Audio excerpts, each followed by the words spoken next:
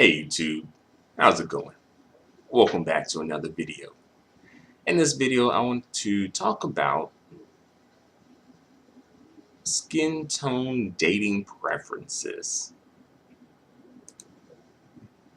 And I want to pose the question, are skin tone dating preferences colorist? Alright, so let's get into this. So, I think for me personally, I don't think that skin tone dating preferences are inherently colorist, but they can be motivated and fueled by colorism. Just as, dating preferences for race aren't necessarily racist, but they can be fueled, they can be influenced by racism, just as, you know, um, dating preferences when it comes to religion. Not necessarily you're anti this religion, you could be, but you also could not be, right? Etc., etc. All right. So I don't think that it comes from an inherently colorist place, but I do feel that sometimes colorism can play a factor in people's skin tone dating preferences. You know, And before I go further, I just want to say that, we all have a right to have a preference. You know, we all have a right.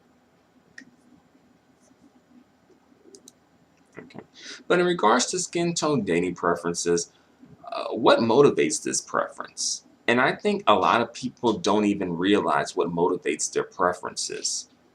But you do have to kind of think about it for a moment. Like, let's take skin tone out of it for a quick second and put like race. We all black. Um, so people who want to date intraracially, as in date within the race, right? What motivates that, you think? Right? There's motivation behind that, right?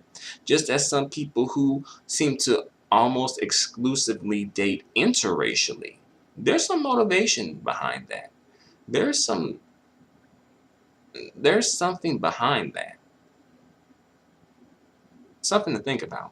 So when it comes to skin tone dating preferences, what motivates them? And there's so many different factors that motivate them. You know, One is like a family. You may have family members who are of a certain skin tone, and that may, your parent may be of a certain skin tone, and that may influence your preference. The media, that's a big one. The media, definitely. When you see certain pairings together again and again and again, like, when it comes to the black media, you always see the light-skinned woman slash biracial woman paired with the dark-skinned black man. And you see that again and again and again. And I think that really does affect a lot of people's dating preferences. Also, seeing certain groups of men in certain positions in the media affects that. Really, I could do a whole video about the media in itself and how it affects dating preferences, but not today. Another another factor that affects preference, um, I'll say perhaps how people of a certain skin tone treat you, whether negatively or positively, right? That's a factor. If you're getting treated negatively by a skin tone and you see that pattern again and again and again, it's like, I need to stay away from that. If you are a logical person,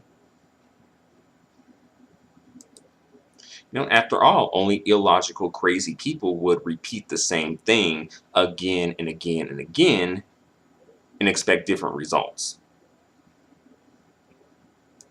You know? Another thing to think about is people's personal feelings about people of a certain skin tone. That affects dating preferences as well. If you feel like this skin tone is like, this skin tone, these people seem like they're better than this group of people. They seem like, they seem to be more valued. You know, it's a horrible thing to think like that, but some people do. We have to be honest.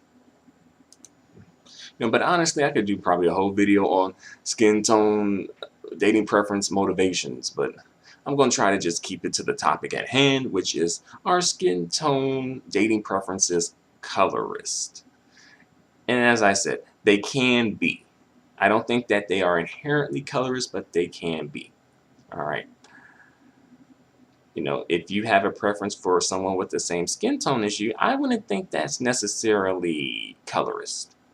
If you have a preference for someone who is of a different skin tone than you, I don't think that's inherently colorist, but it is sort of a, kind of like something to be suspicious of, something to take note of. How about that? Something to take note of, something to note.